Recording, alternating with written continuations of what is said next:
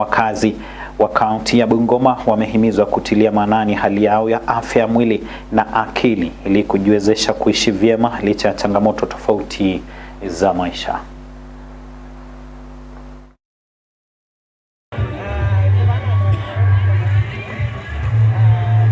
Akizungumza akiwa eneo la Kibachenje katika eneo bunge la Bumula kwenye hafla ya kutoa vipimo na matibabu ya bila malipo kwa wakazi, muuguzi katika hospitali ya Mathare Veronica Masinde anahoji kuwa ni vyema kwa wakazi kupata vipimo vya mara kwa mara ili kubaini hali yao ya kiafya, haswa afya ya akili, akisema magonjwa mengi yanaweza kudhibitiwa iwapo yatagunduliwa mapema. Hakuna afya bila kuwa na akili ambayo iko na kiafya, na huwezi kuwa na akili ya kiafya kama mwili pia uko na shida, kwa sababu moja wapo itasababisha ingine.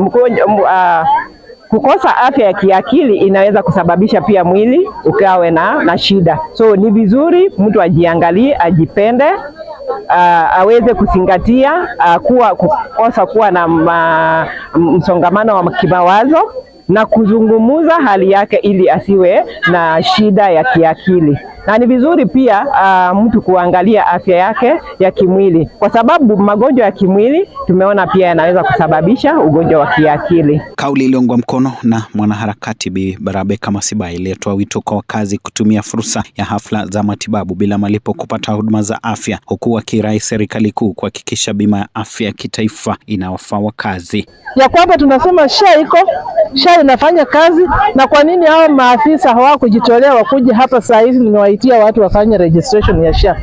Mimi nilitaka hata nirejese watu wengi hapa, lakini siku ya leo hawajafika. Kwa hivyo tutibu hawa watu wetu magonjwa mbalimbali, magonjwa yote hata na ya kichwa, kwa ajili tuko na Mathare Hospital hapa ili waweze kuangaliwa na madaktari ambao wamehitimu vizuri kwa mambo mbalimbali. Na tumefanya hivyo kwa ajili ukienda hospitali zetu hapa Bungoma saizi matibabu iko ya hali ya chini. Baada ya kukamilika kwa mwezi wa kuangazia afya akili ya wanaume, wito umetolewa kwao kujitokeza kuzungumzia hali hiyo ili wapate usaidizi kwa njia inayostahili ili kuzuia vifo vinavyotokana na kujitoa uhai. Ninaona kidesuria, tunaona mara mingi wamama ndio huzingatia afya yao na ya watoto kuliko wanaume. Tukiangalia hapa tunaona wanaume hata hawajafika, wengi wao hupuuza.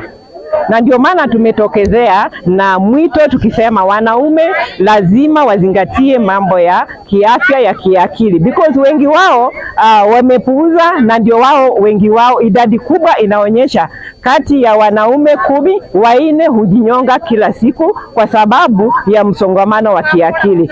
Wanaume hawajali hata maslahi yao, ni wamama ndio wanashughulika na maslahi ya ugonjwa wa watoto wao, bana zao, hata wenyewe. Kwa hivyo tunaomba mababa, watoto wetu wa fulana, ya kwamba afya yetu ni muhimu sana. Eric Lumbasi, West TV, Kibachenje, eneo bunge la Bumula, kaunti ya Bungoma.